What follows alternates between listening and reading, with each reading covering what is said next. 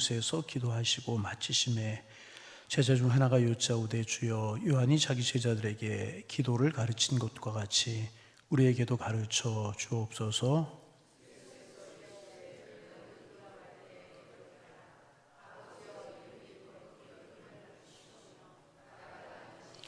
우리에게 날마다 일용할 양식을 주시옵고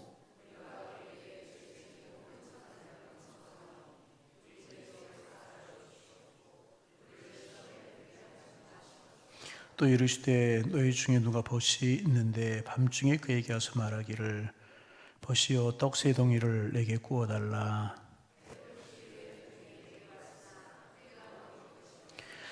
그가 안에서 대답하여 이르시되 나를 괴롭게 하지 말라. 문이 이미 닫혔고 아이들이 나와 함께 침실에 누웠으니 일어나 내게 줄 수가 없노라 하겠느냐.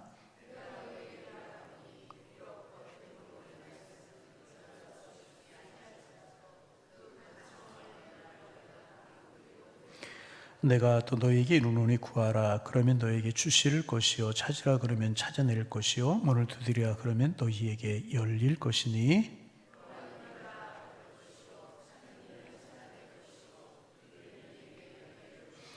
너희 중에 아버지 된 자로서 누가 아들이 생선을 달라 하는데 생선 대신에 뱀을 주며 우리 함께 보십니다. 너희가 악할지라도 좋은 것을 자식에게 줄 줄 알거든 하물며 너희 하늘 아버지께서 구하는 자에게 성령을 주시지 않겠느냐 하시니라. 할렐루야. 아멘. 같이 한번 아멘 합니다. 그 마태복음 14장에 보면 예수님께서 이제 벳사이다 들녘에서 물고기 2마리와 보리떡 5개를 가지고 5천 명을 먹이는 놀라운 기적을 행하시는 이제 그런 말씀이 나옵니다. 여러분 한번 생각해 보세요. 보리떡 5개, 물고기 2마리, 하잘 것 없는 것이잖아요. 그것을 가지고 5천 명을 먹이셨어요. 예수님이 하나님의 아들이시다라고 하는 사실을 보이고 주 안에서 능치 못함이 없다 이런 사실을 보여준 기적이 오병이어의 기적이라고 이야기를 할 수 있습니다.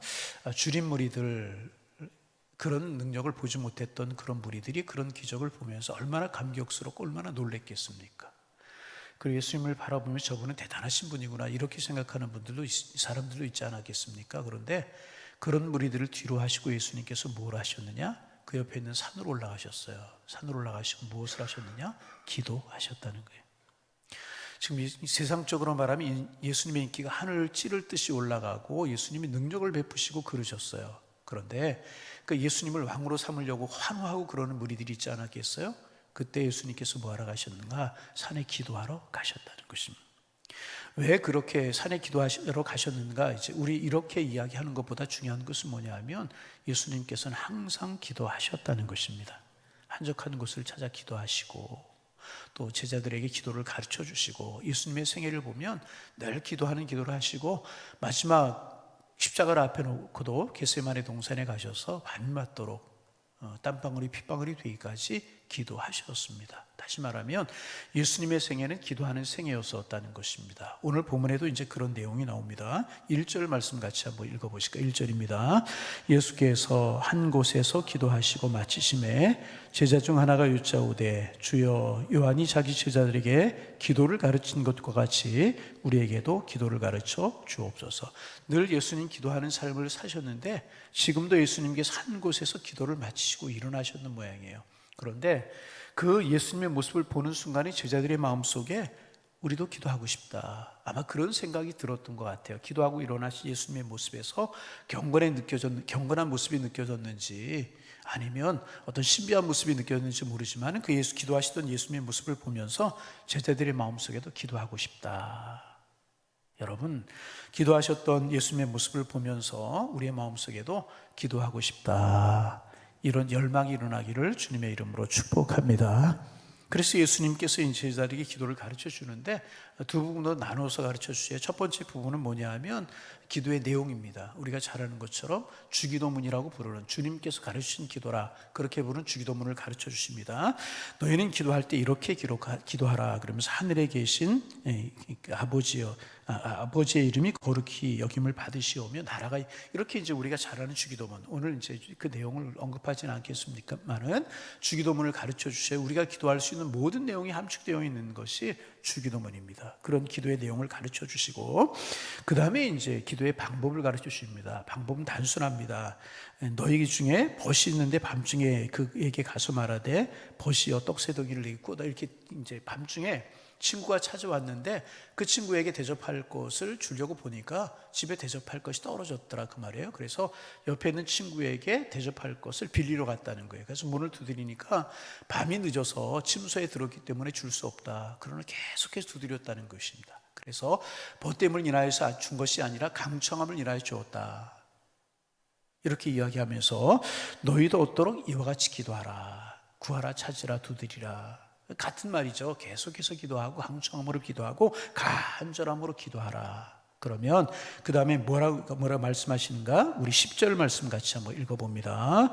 구하는 이마다 받을 것이요, 찾는 이는 찾아낼 것이요, 두드리는 이에게는 열릴 것이니. 무슨 뜻입니까? 우리가 기도하면 하나님께서 응답하신다는 거예요. 따라서 기도하면, 큰 소리를 기도하면 하나님이 응답하십니다. 할렐루야. 내 방법, 내 시간이 아니라 하나님의 때에 하나님의 방법으로 우리가 기도하면 반드시 응답하실 줄로 믿습니다. 가장 좋은 곳으로, 가장 우리에게 유익한 곳으로, 가장 중요한 때에 하나님께서 기도하고 잃어버릴 때가 있어요. 그러나 하나님께서는 우리가 기도하는 걸 반드시 응답하시는 분이십니다. 응답하신다는 게, 구하고 찾고 열게 해주실 것이다. 그러면서 그 다음에 하신 말씀이 너희 중에 아버지 된 자로서 누가 아들이 생선을 달라는데 생선 대신에 뱀을 주며 알을 다는데 전갈을 주겠느냐. 그럴 아버지는 없다는 것입니다. 그러면서 13절 말씀 같이 한번 읽습니다. 13절 너희가 악할지라도 좋은 것을 자식에게 줄 줄 알거든 하물며 너희 하늘아버지께서 구하는 자에게 성령을 주지 않겠느냐. 우리가 한마디로 이야기하면, 기도하면 가장 좋은 것으로 하나님께서 응답하신다는 거예요. 여러분, 기도하면 하나님 응답하실 줄로 믿습니다. 기도하면 하나님 반드시 우리에게 응답하십니다. 오늘 아침에 왜 이 말씀을 좀 나누려고 하는가? 여러분, 이제 1885년 언더우드 아펜셀러 목사님이 지물포항에 내림으로 우리나라의 첫 선교사님이 이제 들어오셨어요. 그리고 그로부터 이제 100년 후에 1995년이죠. 미국 애리조나 피닉스라고 하는 곳에서 미국 장로교의 총회가 이제 모였습니다. 총회를 모이면 그 교단의 산적한 문제들을 해결하고 이제 앞으로 우리가 또 어떻게 우리 교단의 정책을 정하고 나갈 거, 이런 것들을 교단 총회에서 결정을 하고 이제 그래요. 근데 그때는 이제 특별히 어떤 해였었느냐 하면 한국교회에서 미국 장로교회에서 한국교회로 선교사를 파송한 지가 100년이 되는 그런 해, 1885년 언더우드 목사님을 보냈잖아요. 그리고 이제 다른 이제 선교사님들도 우리나라 선교사로 돌아오고 100주년이 선교사, 한국교회 선교사를 파송한 지 100주년이 되는 그런 해였다는 것입니다. 그런데 미국 교회가 판단할 때 한국 교회를 바라보면서 역사 속에, 짧은 100년이라고 하는 역사 속에 세계 역사의 유래를 찾아볼 수 없을 정도로 한국 교회가 부흥을 했다는 거예요. 그래서 미국 교회에서 스스로 진단했다는 거예요. 그 짧은 기간 동안에 100년이라는 역사 속에 저렇게 한국 교회가 성장하고 부흥할 수 있었던 이유가 무엇일까?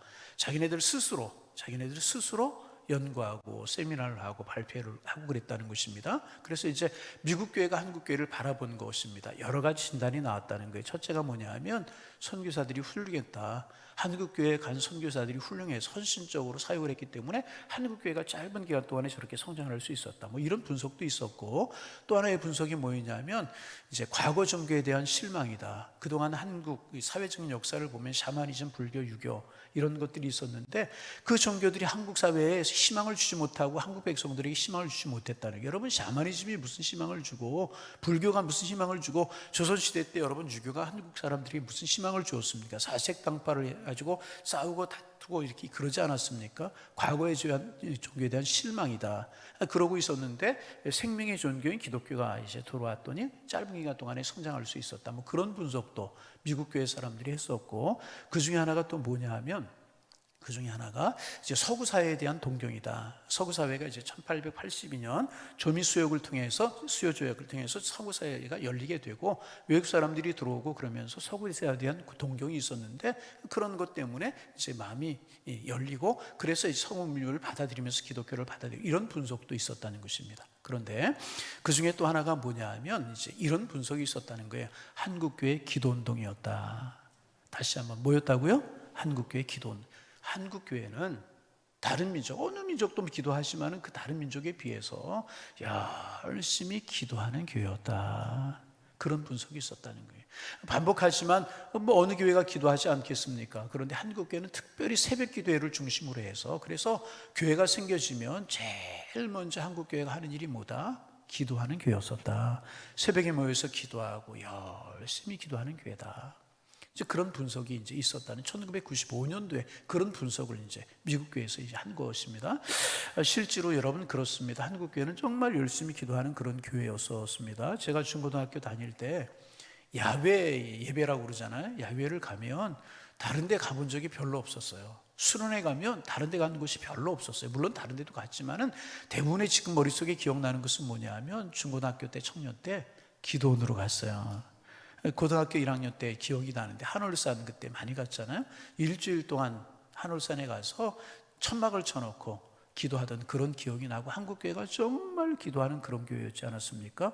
늘 말씀드리는 것처럼 기도원마다 사람들이 가득가득 차 골짜기마다 기도원들이 세워지게 되고 기도원들마다 사람들이 가득가득 한월산 기도원뿐만 아니라 다른 기도원 한월산 기도원 말씀드렸으니까 좀 말씀을 드리면 성전이 큰 성전이 거기 있지만 그 성전에 앉을 데가 없어서 여름 되면 집회 때가 산에 야산에 마이크를 걸어놓고 산 소나무 숲에 앉아가지고 그 산이 가득 차도록 모여서 기도하던 거기뿐이었었습니까? 오산리 또 이제 삼각산 민족재단이라고 골짜기마다 산마다 기도하는 사람들로 가득 찼단 말이에요. 밤을 새워 기도하고 개인이 기도하고 그룹으로 기도하고 저도 고등학교 때 삼각산에 올라가서 밤새워 기도하고 그랬던 기억이 지금도 생생하고 그 밤에 어디서 사람들이 이렇게 모였는지 골짜기마다 바위앞마다 나무마다 모여서 기도하던 정말 한국교회는 기도하는 교회였었어요. 그래서 엑스폴로 74라고 하는 것이 있지 않았습니까? 빌리그리암 목사님이 2번 오셨었는데 첫 번째 오실 때가 엑스폴로 74라고 하는 제가 중학교 3학년 때 여의도에서 100만이 모이고 그런 적이 있지 않았습니까? 그 빌리그레함 목사님이 그런 이야기를 하셨어요. 새벽을 깨우는 세 나라를 본 적이 있다. 내가 가보았다. 첫째는 카나다였었다. 자연경관이 아름다워서 새가 지저귀는 새소리를 들으면서 새벽에 새벽잠을 깨울 수 있었다. 카나다는 자연경관이 아름다우나 했다. 두 번째는 일본이다. 일본은 기계 소리가 들리는 기계 소리를 듣고 새벽잠을 깨웠다. 참 부지런하고 일하는 사람들이었다. 세 번째, 한국은 새벽 종소리 기도의 종소리로 인하여서 잠을 깼다. 한국은 새벽에 모여서 기도하는 교회였다. 그러면서 아마 앞으로 한국교회가 세계 선교를 주도할 것이다. 그런 이야기 빌리그레함 목사님이 하시지 않았습니까? 여러분 기도원만 그렇습니까? 정말 교회마다 기도하는 권사님들, 기도하는 교인들로 가득가득 차서 정말 기도하던 교회가 한국교회였었습니다. 한국교회는 세계교회 속에 소문난 기도하기로 소문난 교회였었고 그런 기도로 말미암아 부흥하고 성장하는 그런 교회가 한국교회였었다는 거예요. 그런데 여러분 지금 한국교회가 많이 힘들어진다고 그렇게 이야기하고 있지 않습니까? 그런데 왜 한국교회가 힘들어지는가? 여러 가지 요인이 있지만은 그 중에 하나가 저는 제가 생각하기에는 한국교회가 기도가 식어지고 있지 않은가? 한국교회 기도가 식어지지 않은 거. 물론 오늘 새벽에 나오신 분들은 늘 기도하는 분들이시지만은 그 열심히 기도하던 그 모습이 식어지고 시간마다 일마다 때마다 나와서 부르짖고 기도하던 그런 기도의 모습이 약해지는 것이 아닌가. 새벽 기도에 없는 교회가 참 많고요. 우리 교회 새가족들이 가끔 이야기하는 분들이 계세요. 오산에 이사 와서 새벽에 기도할 만한 교회를 가보니까 교회 문들이 닫혀 있더라. 금요 기도회가 없어진 교회들은 대부분이고요. 10교회면 금요기도 하는 교회가 몇 교회 되지 않고 정말 기도하는 열정이 한국교회가 사라지지 않는가. 그래서 중요한 게 뭐냐 하면 정말 우리가 기도 열정을 회복해야 되겠구나. 여러분 하나님께서 우리에게 기도의 영을 베풀어 주시기를 소망합니다. 교회가 무슨 공동체인가 여러 가지로 정의할 수 있지만 첫 교회 사도행전 2장에 보면 예루살렘을 떠나지 말고 약속하신 것을 기다리라 라고 말씀하시는 주님의 약속의 명령을 의지하여서 120명이 마가다락방에서 기도하다 성령이 임했고, 기도하다 성령이 임해서 시작한 것이 오늘과 같은 교회의 시작이란 말이죠. 그러게 교회는 어떤 곳이냐? 성령이 임함으로 교회가 시작이 됐지만 기도하다 성령이 임했어요. 교회는 기도 공동체. 여러분, 교회 기도 소리가 식어지면 교회가 아닙니다. 교회 성령이 역사하시지 아니하면 교회가 아닌 것입니다. 우리 교회가 성령 공동체가 되기를 원합니다. 성령으로 충만케 하여 주옵소서. 힘있게 아멘 좀 하시고요. 할렐루야. 교회는 성령 공동체입니다. 성령으로 말미암아 시작되는 것이 교회입니다. 한국 교회가 부흥할 때 성령 운동이 일어나, 여기저기 골짜기마다 교회마다 성령 운동이 일어나고, 뭐 꼭 방언 이런 것들이 성령의 은사를 받으면 꼭 나타나는 그런 것도 아니고, 꼭 그래야만 되는 것도 아니지만 방언하고 기도하고 뜨겁게 기도하고, 청년 시절에 기도했던 기억만 나요. 청년의 집회가 끝나면 또 몇 명이 모여서 기도하고 그랬던 기억이 나거든요. 여러분, 교회는 성령 공동체고 기도 공동체, 성령의 뜨거움이 있어야 되고요. 기도 소리가 식으면 교회는 교회가 아닌 것입니다. 기도하지 않는 교회는 교인이 아닌 것입니다. 왜? 주님, 하나님의 아들이셨잖아요. 능력이 많으신 주님이셨잖아요. 그럴 때마다 시마다 한적한 곳을 찾으셔서 기도하셨고요. 이 공생애를 시작하기 전에 광야로 나가셔서 금식하며 기도하시고, 공생애를 시작하셨고, 오병이어 기적 행하시고 기도하셨고, 십자가를 앞에 놓고 기도하셨고, 오늘도 누가복음 11장에 한적한 곳을 잘 기도하셨고, 주님 하나님의 아들이심에도 기도하셨다는 것입니다.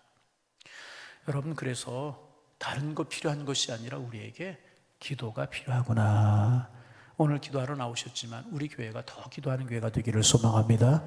하나님께서 우리의 기도에 간절함을 심어주시기를, 다른 거 없습니다. 그래서 여러분, 교회도요, 회의보다는 기도가 많은 그런 교회가 돼야 되는 것이고, 교회가 기도하는 사람이 힘이 있고 기도하는 교회가 힘이 있게 마련이라는 것입니다.